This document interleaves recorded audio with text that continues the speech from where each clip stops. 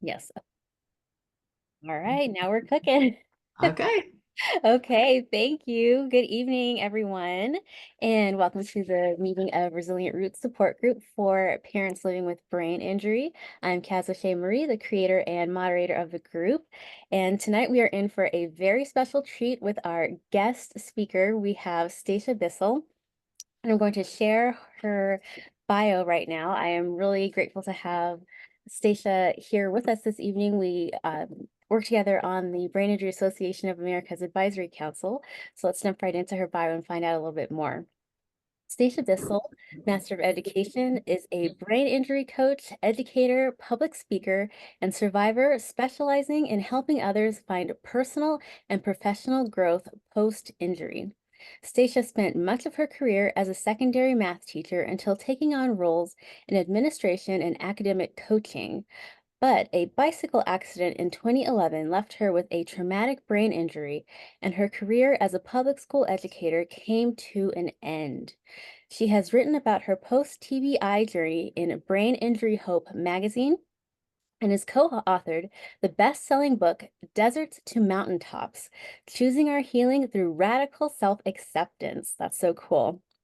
Stacia serves on the Advisory Council for the Brain Injury Association of America, has been a keynote speaker for several conferences and events, appeared as a guest on a number of podcasts, and is a program leader for Love Your Brain.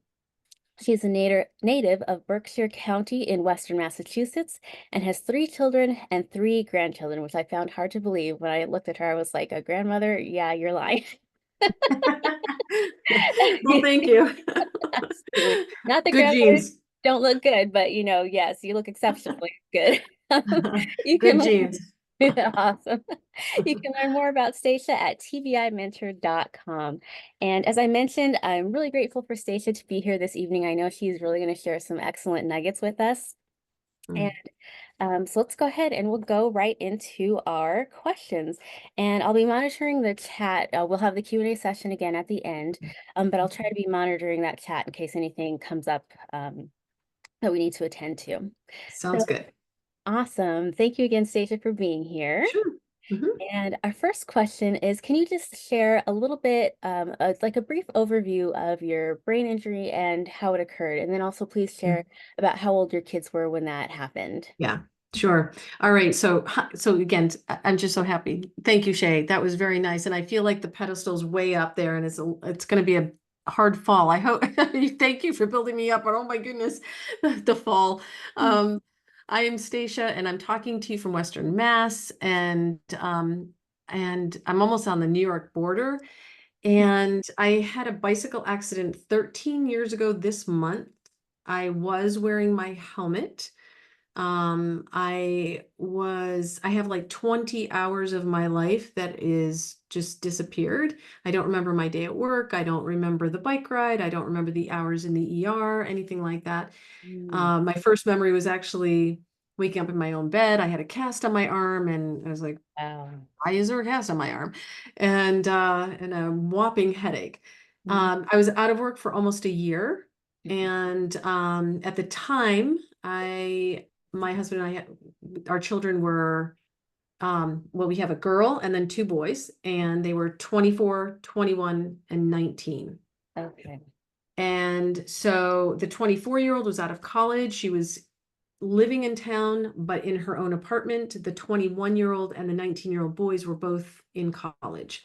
Mm. They were sophomores and senior. The one was a sophomore, one was a senior in college. One was in Pennsylvania, one was in New Hampshire. So they were kind of in opposite directions from Massachusetts. They are now 32, 34, and 37. Mm. And my husband and I were sort of, we were on this empty nest path. And for me, it had already been a painful time. I was in the throes of, well, family had always been first, and now no one's here for me to parent. It Mm. felt anyway. And I was already trying to redefine my life and my relationship with my husband at the time of this accident in early September of 2011. Mm. Mhm. Wow, I think that's very relatable. I kind of am going through the same thing with Nate, just starting college now. It's a different kind of transition, especially if you have a brain injury at the same time. It's a lot of upheaval and uncertainty. Yeah, yeah, it is, Shay. I get it. And I have a friend, my best friend here is going through, she just dropped her son off at college and it's hard and she does not have a brain injury. So I respect what you're going through. Oh, thank Yeah, you. hard. Sure. So, can you tell us a little bit about how your brain injury initially impacted your day-to-day life? What were some of the most Mm, significant changes that you yeah. kind of noticed? What changed after that? Yeah. Well, I mean, initially the biggest impact would be that immediately after my brain injury, it happened on a Friday afternoon. I was a school administrator. I'd been a teacher, math teacher for years. I was really ambitious. I had just become a licensed middle and high school principal, as Shay told you in my bio. And it was just being out of work all of a sudden, not going. And I'd been gearing up all summer to take on this new administrative role as an assistant to the principal. And my boys were around all summer. They had just left to go back to college. And Mhm. all of a sudden, I'm alone in my house. Mm, And I'm not working, my kids aren't around. I can't even barely get dressed. I was tired and emotional all the time. I had a constant headache and I'd never had a headache in my life other than like when I had a cold. And all of mhm. a sudden I had just a low grade headache and that lasted for 3 years. Wow. And my migraines would spike every couple of weeks and I'd become non-functional altogether and I'd be on the couch for a few days. I Wow. wasn't able to execute things that I was used to doing, putting an outfit together or cleaning or cooking. I was a really good cook. And all of a sudden, I couldn't even make a grilled cheese sandwich by myself. I didn't know how to sequence the steps. Mhm. My ears were ringing all the time. I couldn't go to restaurants. I couldn't drive a car. I couldn't walk into a store even with somebody. I'd walk in, I'd walk out because of the fluorescent lights. I had Mhm. sensitivities to noise and lights that were game changing, and it was kind of embarrassing. I'd go to try to be normal and go to places with, old friends, and I'd find that I would be covering my eyes, or I just turn to them and like bury my face in their shirt, Mhm. because a siren, police or a fire truck would go by with lights on and the Mhm. noise. So part of what was happening at the same time was I was feeling socially awkward. And so I was really feeling alone. Wow. So Yes, that's very that's, understandable. And thank you for sharing that aspect of it as well, because we always kind of, I feel, emphasize the physical effects, which of course are quite devastating, especially to go from where you were to what happened after, but kind of those emotional effects, that embarrassment and all those things that kind of come along with it. So thank you for sharing that yeah, aspect as well. you're welcome. And so your children were a little bit older when you had your injury. So can you share with us kind of how you approached talking to them about your brain injury? How did you go about that? Mm. Yeah. I don't know if you're going to like my answer. I don't have any recollection about how they Oh, found it. that's a great And answer. yeah, and I haven't talked to them. I actually in thinking about your questions, I wanted to reach out. One's traveling, one was traveling and now is traveling again, and the other one has a new baby. So Oh, it's like a lot I going just on. yeah, there's a lot going on with them, but I want to sit down. Maybe someday I can get back here and I can share that with you. But anyway, my husband likely took care of how they found out and communicating things. But Mm, based on the limited responses that I remember anyway, I don't think he told them, or what he told them was very extensive. mm. And I think it must have been on the phone, especially with the boys, because they were back in their colleges Oh, in yes. other states. So Mm, without the day-to-day presence, I don't think they were fully aware of what was going on at all. And sorry, Nate, but college kids are like in their studies and they've got this new friend group and they're trying to acclimate and so they have a lot going on too. mhm, Um, I don't think my husband was overly informed about brain injury. I mean, they just told him to watch me for a few days when we went home from the hospital. And it wasn't for, I wasn't diagnosed right away. I think it was 1 week, 2 weeks later mm, that it was apparent that there was something big going on with my brain. And he didn't, I don't, he didn't do any research on his own. He isn't an overly talkative person or fluent in those hard topics anyway. mm, And medical stuff was always traditionally a difficult thing for him and his family, and his whole family's like that. So I think that was just an unfortunate setup uh, for my situation, for mhm, my storyline. But the moral of the story is that open and frequent communication would be best, and that's my opinion anyway. That's an excellent answer. I love that answer. That's a realistic Thank answer. you. Or one that parents can relate to also. It's not always, everyone comes together and there's a big, meeting and everyone, How well? yes, exactly, gets all those details. I think that's very helpful. That's an excellent answer. Okay. And so you kind of touched on it, but Mhm. how did your children react once they did kind of find out maybe a little bit more about your brain injury and sort of the things that you were going through? Sure. Yeah. Not just my children, but different people reacted in different ways in responses to those changes that my brain injury brought about. But, in general, when I became more aware and more informed myself, I did try talking to my children. I remember doing that clearly, and other people as well. And it didn't always go well. They didn't want to be educated. Mm, I don't think they were happy in a way about the inconvenience of me being different. That's my take on it. I mhm, don't think they were happy about the inconvenience of me being different, and they saw that I looked the same, so there were some expectations that I could do the same things. mm, I'll go through my 3 children. I'm gonna start at the youngest. My youngest, he had the hardest time. He had the old me for the fewest number of years after all, right? He was mhm. 19, and, he tried to let me know that he thought this was all in my head, no pun intended, Oh, and I was in control of the outcome, and it was mind over matter. He mm, was a tough one.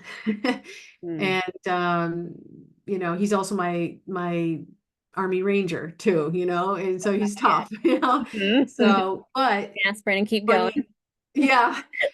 Funny enough, later on, he started to see TBI in his workplace. So that opened the door. So there's been progress there. There's been a lot of progress with all of them. My Mhm. middle child, my other son, my older son, he was very understanding, and he had this beautiful gift he gave me early on. And he said, Mom, you've been such a driving force for so long in our family that if you need to take this time to focus on your recovery, that's okay. We're all at a good age when learning to stand on our own feet is what we should be doing anyway. That's And I felt that was a real gift, and love that. My oldest, my daughter, it was interesting. She's an incredible mom now to 3 children, and so I'm not surprised looking back, but she was very nurturing in the way she seamlessly started helping me out, like making lists and using reminders and showing me how to use my phone as a tool and things like that to help me out. She didn't really like talking about it, but she would help me in these ways. And mm, eventually, like I said, all 3 have become more aware that they've gotten progress has been made. They are aware that this is not going away, mhm, that this is a situation that they will be hearing me reference. mhm, I've written about it. It's out there in black and white. mhm, I speak about it professionally. I'm out there.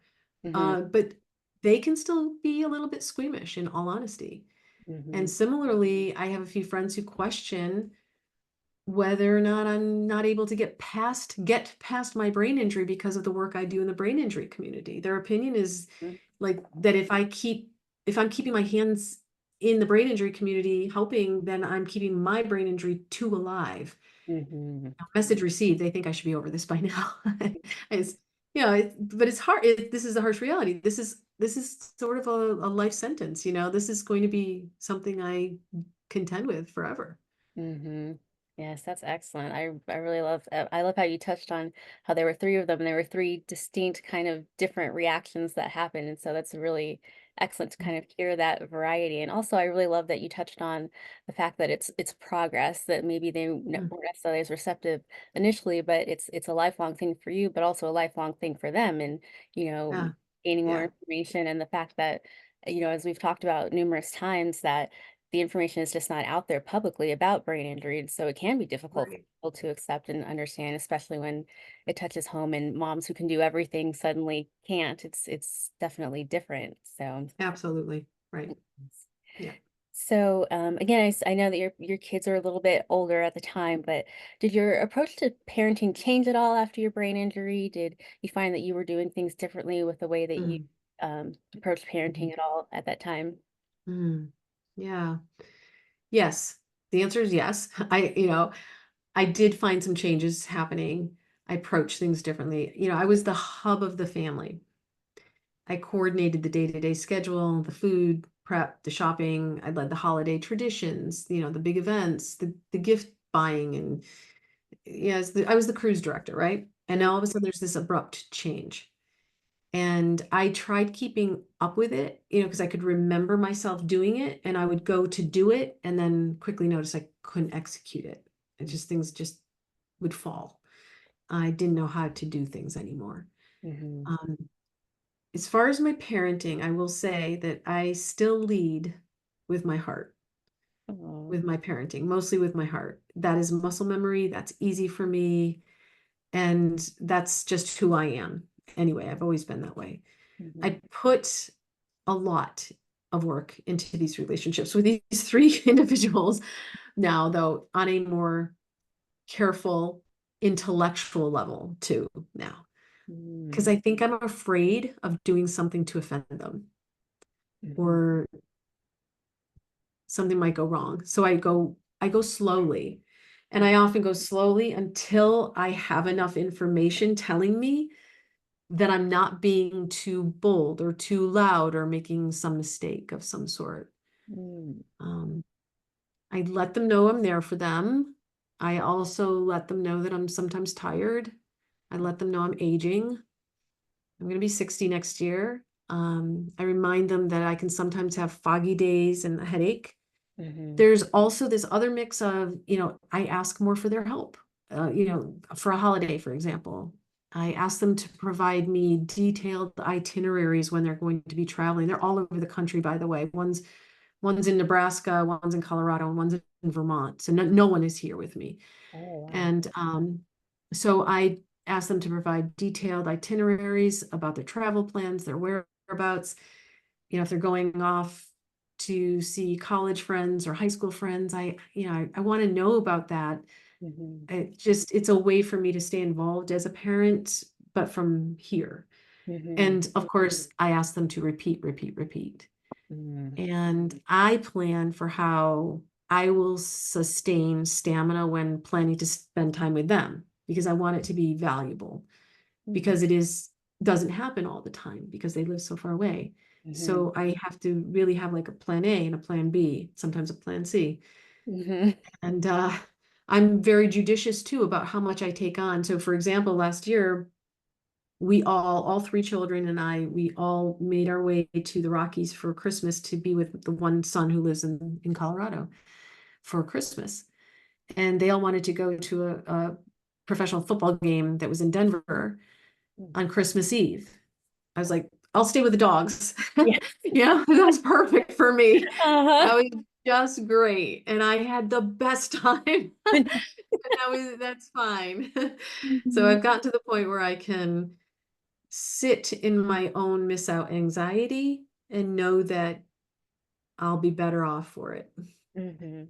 That's excellent. Sounds like you really have touched on a lot of important ways of managing life after brain injury, especially as a parent. And actually, I want to deviate just a little bit from the questions, if that's okay. Um, Sure. I love that you talked about kind of that mindfulness aspect of how you are now, and in the ways that you have now found that you are asking for help. Did you find that was difficult for you to have gone from that person that was kind of doing everything to having to ask for help? It's the hardest. Oh my God. It's the hardest because, you don't want to look, you don't want to, I don't know. I use the word weak, but it's not the right word to use. I realize that. It's my bad for using that, but it's unhonest. Mm-hmm. Um, and I'm a Greek heritage. And so, we're Spartan strong. And my dad used to say, you are Spartan. Don't forget that. You're tough.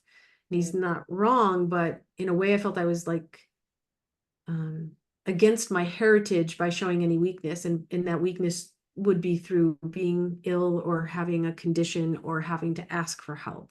Mm-hmm. So it was, yes, hard. Mm-hmm. Thank you for sharing that. I think that's very relatable too, especially also coming from the African American community. We're kind of the same way. It's like we don't talk about when we're in pain, we don't talk about when we're hurt, we just suck it up and keep going. So So, I appreciate you sharing that perspective for sure. Sure, sure. Yep. Yeah. Food is love and don't show any weakness. Yes, exactly. Yeah, Absolutely.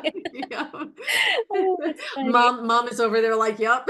Yep, my dad, he loves the Spartans, so that was like Got it. 300, the all of that. He's like, return, what is it? Return with your shield or on it. It was the I, phrase. I don't, I don't know that one. yeah, it's, Yeah. yeah. Anywho, sorry, I digress. No, it's great. Moving right along. Um, so we're gonna actually go ahead to, let's see, kind of already covered that. So let's talk about question number 8. To Hmm. whatever extent you're comfortable, can you share about Oh. how your relationship with your partner changed after your injury? I'm really excited to hear about this. Oh boy. Okay. Hot topic. Mhm. Relationship and husband. Okay. Yeah. Um, hmm. So I was married. So at the time of the accident, I'd been married 25 years, but I'd been with my husband for 6 years prior to our marriage. So Mm, 3 decades, right? mhm, For a little while before the bike accident, we had been, as marriages can do, relationships can do, you kind of go through different phases. And we were in this like phase of disconnection. mm. We were trying to figure out how to work through it. And unfortunately, a medical condition can put a good magnifying glass on that. He was the love of my life. He is the love of my life. We were high school sweethearts, we had beautiful family together. Um, we had been talking about how to work through it once the kids went back to college. We talked about it during this early part of the summer. We like just take a hiatus from talking about it, just get through the summer with the boys home from college, and we'll talk about it in September. And my accident was September 2nd. Oh, wow. And so what I didn't know is that summer, as I was enjoying our annual camping trip and the boys and everything, he had been planning his exit. And 14 days after my accident, he announced he was moving out. Wow. And he ended up staying, and this is 30 years together Mhm, when you put those dating years together. So he agreed he offered to stay a year once he found out my condition was pretty serious. mhm, With 80 appointments in 8 months, the first 8 months, my focus was on recovery. I was not in a position to take the lead on relationship repair. I mhm, hoped he would. I wanted him to. I wanted to have my world still revolve around him, my family, mhm, our family. This news that I was going to be abandoned and not knowing what to do about it. I was in a paralysis state that I now know is akin to trauma or PTSD around his departure. mhm, mhm, So, not only does any kind of accident create a PTSD or traumatic environment, but there were losses and then there was this news. Um, Today we continue to co-parent. I'll tell more about this in a little bit because I know your subsequent questions may touch on that, and I'm not shy about it. But we continue to co-parent as needed over the years. When my two of my kids are married now and going through their weddings. But during some of the tough times with the kids after my accident, the kids backing away from me a little bit, the youngest in particular, mhm, he did often wash his hands, and I floundered, and I really could have used him mhm, to lay down the law and say, "Your mother is, injured. This is what's going on. You're not here, but this is what's going on." And but I don't think he could do that because I think then he would feel that he couldn't not help more or be here. mhm, So it was good and bad that he let me flounder with them. I had to figure things out for myself with them. mhm. So yeah. Wow, that And is you can ask me more about that if you want to dive into that. I okay. didn't know how deep to dive. Yes, I appreciate that. I really appreciate you being willing to share about that. I know that's deeply personal, but I know parents will definitely get a lot out of hearing from your experience and how you endured it and are thriving now, getting Mhm. past it. Um, Mm. so, how did you prepare yourself and your children for the separation? Yeah, yeah. Well, I kind of just touched on how I prepared. I didn't prepare. And I Mhm, do have scars from this, you know. I became paralyzed, as I said, you know, with all my doctors and therapy appointments. I really didn't have the ability to initiate any type of substantial SOS. I couldn't grasp the scope of what was happening or what was going to happen. I just kind of froze. mhm, And I just kept going to my appointments and I just kept sitting at home and I couldn't figure out why they wouldn't let me go back to work. And I had no insight about my own situation. mhm, I told my clinicians his impending departure made their job and mine much harder. Um, Prepping the children, I don't remember everything about it. I just know he came over because he had moved out and then we called them a couple days later and we called each one by one and told them the news. He was already gone by then. I came home from the grocery store. I didn't know exactly when he was leaving. I came home from the grocery store one day and he was gone. The closets were empty. And so that was that. About it was, I don't know, a day, a couple days, a week. I don't know. I've kind of time is nebulous for me. So not mhm, really sure. But somewhere in there we kind of said, okay, let's talk to the kids. They are gonna find out. So mhm, mhm. Wow, that is a lot. That's, as you mentioned, already going through the trauma of the accident and that life transition, and then adding that on top of it. That's quite a mm, lot. it is And a lot. Yeah. yes. So you already kind of touched on this a little bit, but were there any specific challenges that you noticed or came across as a single parent after the Mm, separation? yeah. Yeah. Well, obviously the separation had a negative impact on my recovery that has no measure, period.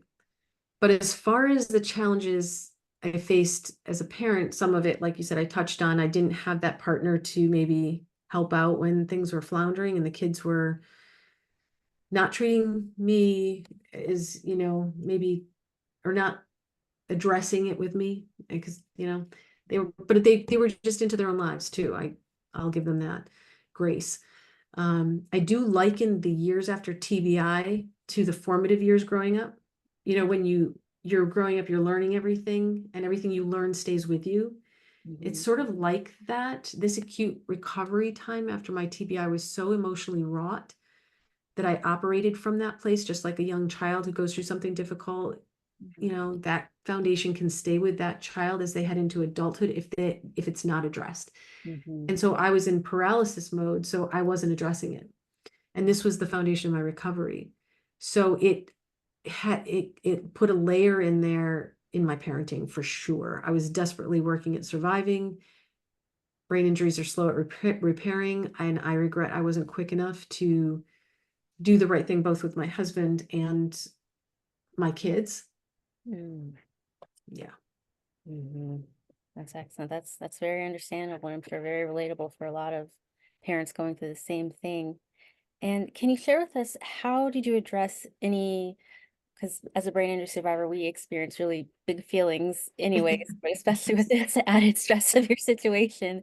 So how did you deal with those feelings of anger or frustration that kind of arose from your unique situation? Yeah, I'm so glad, you know, thank you for that too. That's a vulnerable thing for you to say too, Shay, because it's hard to announce that, but that is the case. Big swings sometimes, triggers come out of nowhere.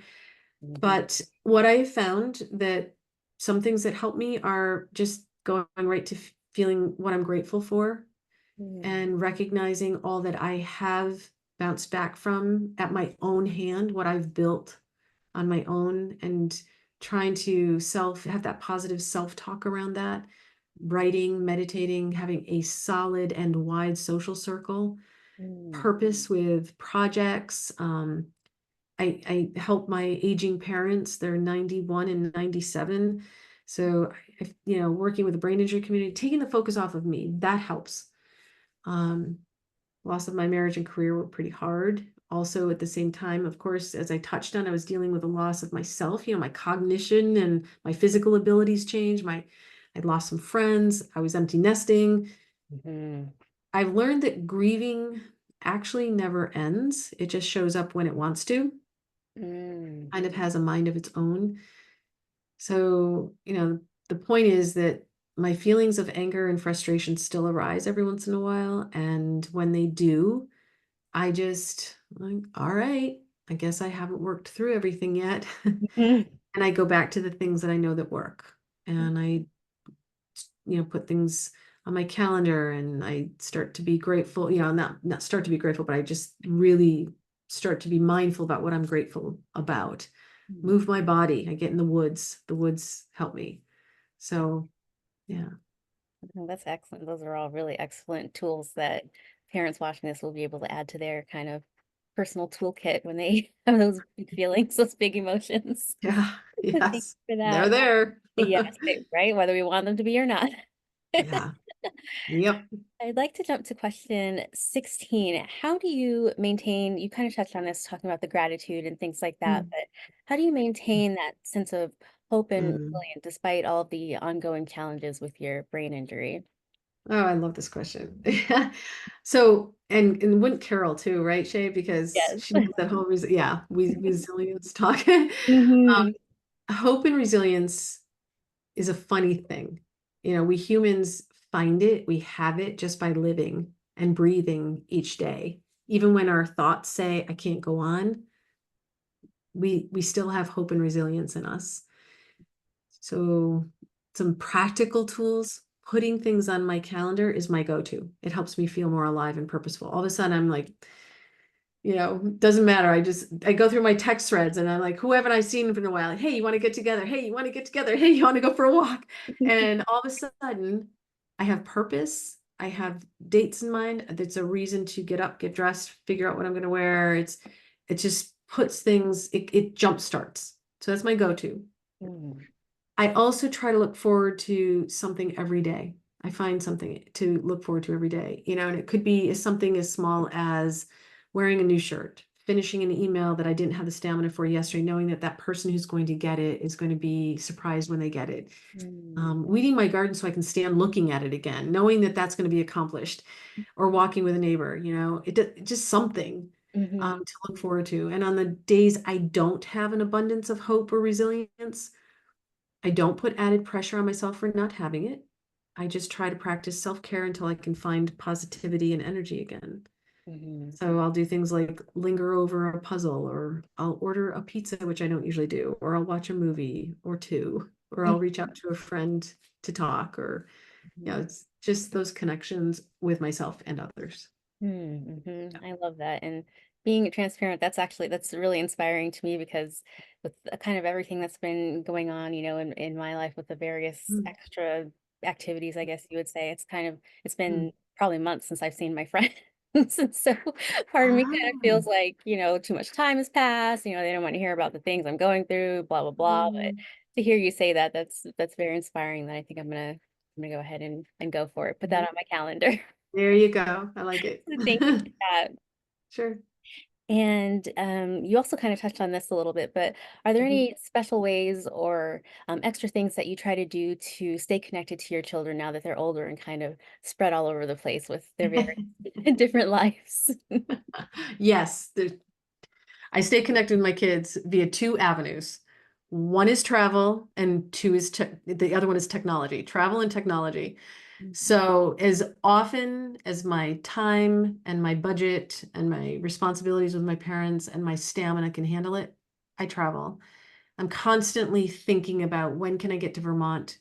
I usually drive there, obviously. It's right next door. When can I fly to Nebraska next? When can I see my son in Colorado next? And so I constantly am in that travel mindset. Mhm. But on a day to day, it's technology, hands down. Mhm.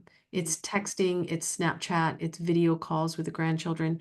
Mhm. And I have adopted something that is called the current situation photos. Mhm. Current situation photos are, I'll send them a photo of my current situation. It could be me in a kayak, Mhm. or just baking one of their favorite desserts. And I ask them to do the same. And it gives me Oh. their current situation too. And I feel connected to them at the same, and it's on a group thread, so we all see each other's current situation in Mm. real time. Oh. And sometimes one can't respond right away for some reason, but today I did it actually, and I got two of the three kids to respond. One was in the airport traveling, and the other one was with her children. So, yeah, Mhm. Oh, yeah, that's excellent. I love that. That might be something my family needs to start doing. We have yeah. Current situation photos, I love that because we text DSPs. all the time. Yeah, we text all the time, but just to be able to see like that actual snapshot of what's going on during your day, that's an excellent connection tool. I love that. And I also love that you touched on tech as well, because I feel like tech can kind of get a bad rap, but especially for those in the disability community, it really helps us to stay connected. It's a Oh my valuable gosh, yes. tool. So I really love that you touched on the use of tech, especially as a way of being able to stay Mhm. connected with your family and friends. Absolutely. And friends, yeah, big time. And my dad, my 97-year-old dad texts me. We text him every day. He Oh, only lives 4 miles, but we still text every day.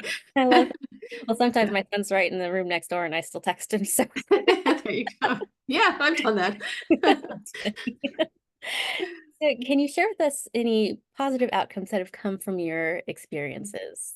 Yeah, it's meeting people like you, Shay. Honestly, I've met my heroes everywhere I go. Hmm. At conferences, the council, from my website, they find me at social gatherings. You wouldn't believe how many people just at a random social gathering, you start talking to people, you will find someone in that room who has a brain injury. You Mm, name it, TBI is everywhere. mm, Survivors and caregivers, in my opinion, are the heroes. They are out there working really, really hard to piece together new lives. mhm. I love that. Thank you. Yeah. I'm so grateful to have met you also. Yeah. I will add too. I will just add this. I as I mentioned before, I've learned I'm tough. I'm really tough. Mm, And that's been a good thing for me to know that's in my back pocket. mm, I've learned to slow down. I didn't really have a choice. mm, I've also learned for the first time in my life how to say no to things. I've mm, also learned how to say yes to new things, like, zip lining, traveling more, new friends. mm, And I've learned to say no way to anyone putting an expiration date on my recovery. Some people think that after 5 years or 2 years or whatever, you're where you're going to be for life. No way. I'm 13 years out. I'm still getting better. mm. So stronger. So no way. That's excellent. Oh, I love that. That sounds like a new catchphrase. No way. Yeah, no way. Whenever I hear some negative So news from a doctor, I'm just going to think in my mind, no way. Stacia said, no way. no way. No way to an expiration date on your recovery. I love that. Love that so much. And how do you see the future for yourself as well as for your Mm, children? mm, yeah. I mean, I hope that one or more will find their way back here. All of my kids, obviously, my kids are from Massachusetts, but all of their significant others are from Massachusetts as well, and none of them live here. Oh, And funny. so I try not to take that personally. I try not to blame my brain injury. It's hard not to some days, but I do hope that one or more will find their way back someday. But if not, I think at some point, I think the future holds me. I will need help. I'll need to have extra help. I know that aging with brain injury is a thing. Some studies say that our brains are 5 years older than our actual age. Some will say 10. And so that's a real thing. So, um, I will do what I fear the most in life, and that is relocate. Because all that change and finding new friends and medical team scares the daylights out of me. Yes. But I will likely land where there are children or grandchildren and roots being put down somewhere there. That's beautiful. I love that. And finally, do you have just any parting advice or encouragement that you'd like to give to other Mm, parents who are living with brain injuries? mm. Yeah, I think I touched on this too. But I think the yes, my advice to parents, I think the single most beneficial thing to remember is that the relationship that you have with your kids is in your court, as even as a brain injury survivor, it's in your court. Yes, with a brain injury. And they are your most precious commodity. So be smart, be safe, and most of all, though, have fun with how you proceed with them be their parent first, be their friend second, model to them the empathy and the understanding that you yourself need or want from your family and friends, and eventually they will return it that favor to others. Now they'll pay it forward, if not back to you. So, Mm, that's beautiful. That's all of your answers were so incredible. And thank you again so much, Stacia, for sharing with mm, us and for your transparency and just for all of your great perspective. So thank you again for so being with us welcome. this evening. You are so welcome. Does anyone want to ask any question? I don't know what we have for time, but I just want to put it out there. Yes, we are. I'm going to go ahead and pause the recording.